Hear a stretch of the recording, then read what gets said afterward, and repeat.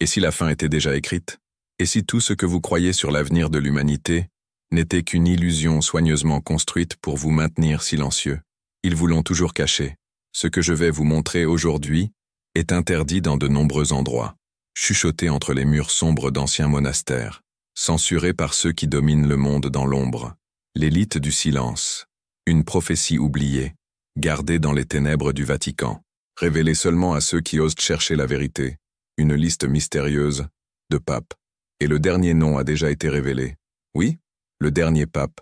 Vivons-nous la fin d'une ère spirituelle, ou le commencement de quelque chose d'encore plus sombre? Préparez-vous, car cela va changer tout ce que vous croyez sur le temps, la foi et le destin de la Terre. Cette vidéo n'est pas seulement une information, c'est un appel à l'âme.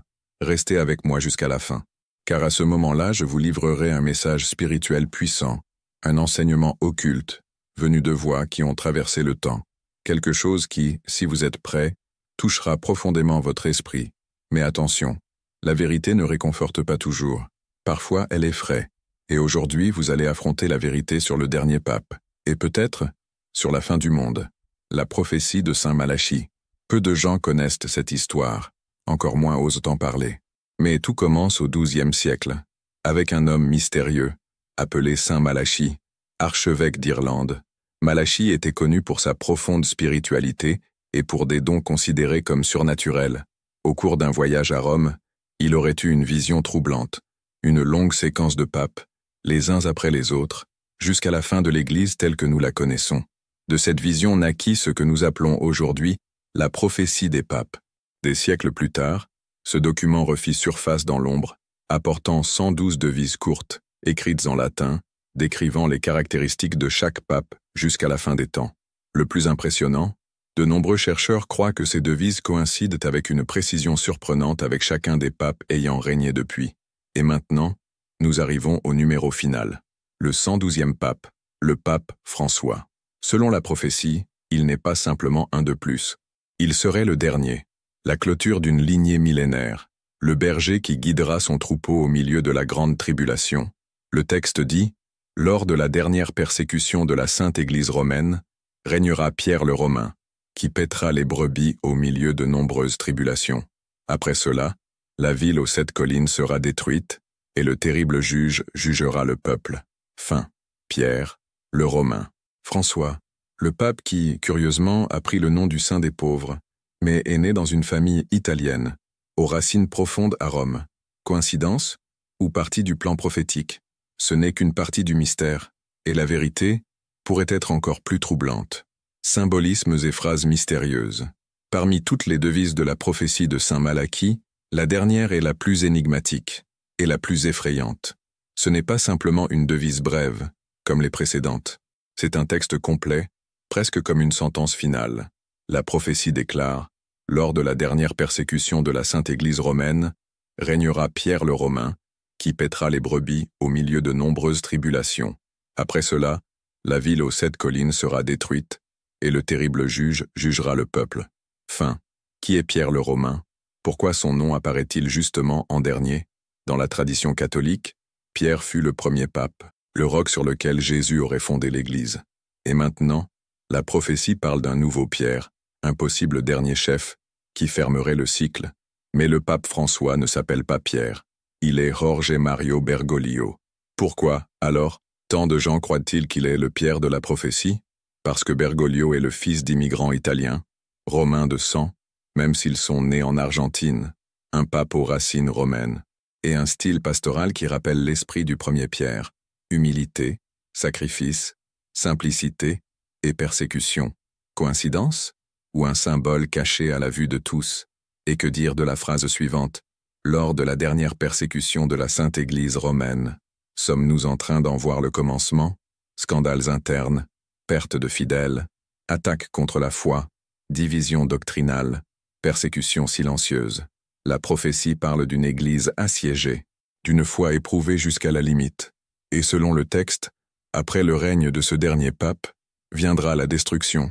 La ville aux 7 collines, Rome, sera réduite en ruines. Et alors, surgira le juge terrible. Ce passage final ne laisse place ni au doute ni à l'espoir. Il n'y a pas de suite. Il n'y a pas de nouveau cycle. La prophétie se termine par un seul mot puissant, fini, fin. Mais est-ce vraiment la fin, ou le commencement de quelque chose que personne n'a osé imaginer? Les secrets du Vatican. S'il y a un endroit au monde où les murs cachent plus qu'ils ne révèlent, cet endroit, c'est le Vatican. Pendant des siècles, il fut le gardien non seulement de la foi, mais aussi de secrets anciens, de documents occultes et de prophéties réduites au silence. Et si la prophétie de Saint Malachie sur le dernier pape n'était pas un cas isolé, et si elle n'était qu'une petite pièce d'un puzzle plus vaste que le Vatican connaît, mais ne révèle pas, les archives secrètes du Vatican, avec plus de 80 kilomètres d'étagères souterraines, ces archives renferment des manuscrits, des lettres et des documents couvrant plus de 1000 ans d'histoire. Seuls quelques-uns, très peu, y ont accès, et beaucoup croient que s'y trouvent des vérités qui changeraient le destin de l'humanité. Parmi ces vérités, peut-être, le contenu réel du troisième secret de Fatima. Officiellement, ce secret a été révélé en l'an 2000, mais des spécialistes et même des membres de l'Église affirment le texte divulgué est incomplet, ou même une version modifiée. Pourquoi? Parce qu'il parlerait de quelque chose qui ébranlerait la foi des nations, d'une grande apostasie au sein de l'Église, d'une figure mystérieuse sur le trône de pierre, et d'une époque où Rome serait détruite de l'intérieur. Cela vous semble familier? Et les manuscrits occultes, des documents anciens qui furent enfermés et scellés, certains attribués à d'anciens prophètes, d'autres à des contacts avec des intelligences supérieures, ou même avec des voix venues de l'au-delà, tous pointant vers un même destin, la transformation radicale de l'humanité, et la chute de tout ce que nous connaissons comme sacré. La question qui résonne est la suivante. Pourquoi le Vatican garderait-il tout cela, dans le silence? Peut-être parce que la vérité est trop grande pour que le monde la supporte, ou peut-être parce que l'heure de cette vérité n'est pas encore venue. Mais quelque chose est en train de changer. Les signes s'accumulent, et le temps semble être compté. Signes actuels dans le monde. Les anciennes prophéties nous ont toujours avertis. La fin ne viendrait pas soudainement. Elle viendrait comme des douleurs d'enfantement, lentes, croissantes, inévitables. Et maintenant, plus que jamais, les signes sont partout. Des guerres dévastatrices se répandent sur la planète. Il ne s'agit pas seulement de conflits entre nations. Ce sont des affrontements idéologiques, religieux et même spirituels. Comme si le monde était en train de se diviser, en lumière et en ténèbres. Les crises climatiques s'intensifient. Sécheresse, inondations, tremblements de terre, ouragans. La terre semble crier, et beaucoup se demandent, la création réagirait-elle au péché de l'humanité? Des scandales religieux explosent à la une des journaux, des figures autrefois intouchables, désormais exposées, des dogmes remis en question, des croyances abandonnées. S'agit-il de la grande apostasie annoncée par tant de prophètes? Et au milieu de tout cela, une nouvelle force émerge dans le monde, l'intelligence artificielle, des machines qui apprennent, pensent, et bientôt, décideront peut-être. Certains disent que c'est le progrès, d'autres, que c'est la tour de Babel reconstruite. Un nouveau type d'idole, une création qui veut devenir créateur. Nous faisons face à une humanité qui a oublié de regarder vers le ciel, qui a perdu le silence, la contemplation, le mystère. Et selon les prophéties, voici le véritable signe de la fin. Quand l'homme croira qu'il est Dieu, l'horloge avance, le monde est en flammes, et le silence du ciel semble de plus en plus lourd. Mais peut-être qu'il existe une dernière chance. Théorie du complot et critique. Comme toute grande prophétie qui traverse les siècles, la liste de Saint Malachie a aussi ses défenseurs et ses critiques farouches. Certains croient, avec conviction, que le Vatican a toujours su, que depuis les temps anciens, les cardinaux et les papes ont eu accès à ce document occulte, gardé loin des yeux du monde dans les coffres des archives secrètes. Et plus encore, que des décisions importantes au sein de l'Église auraient été prises sur la base de cette liste silencieuse, y compris le choix des papes eux-mêmes. Selon cette théorie, le motif du silence serait clair, éviter la panique. Éviter que les fidèles sachent que la fin pourrait être plus proche qu'ils ne l'imaginent. Mais de l'autre côté, il y a les sceptiques, des historiens et des chercheurs qui affirment « Cette prophétie est une invention. Elle serait apparue au XVIe siècle, déjà avec des devises parfaitement ajustées au pape précédent, mais assez vagues et ambiguës pour qu'elles s'adaptent au futur. Une manipulation, une tentative de donner de la crédibilité à un candidat au pontificat de l'époque, ou bien une véritable inspiration divine, dont les paroles énigmatiques ne se révéleraient qu'au moment opportun? Peut-être que nous ne le saurons jamais avec certitude. Peut-être est-ce là l'intention.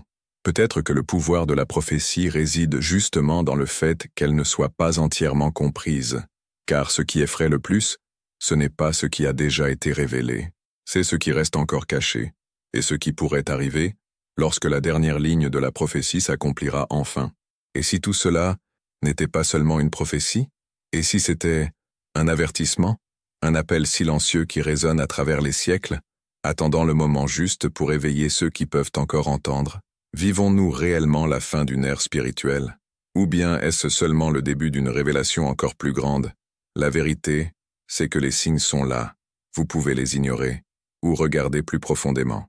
Car peut-être, juste peut-être, le dernier pape est déjà parmi nous, et la fin, non pas du monde, mais de tout ce que nous connaissons, a déjà commencé. Et maintenant, je veux savoir ce que vous en pensez. Croyez-vous que nous vivons les derniers jours? Si ce message a réveillé quelque chose en vous, commentez maintenant. Dernière prophétie. Voyons combien, comme vous, ont ressenti ce frisson qu'on n'explique pas, qu'on ressent simplement. Partagez cette vidéo avec quelqu'un qui a besoin d'entendre cette vérité, car le silence s'arrête ici.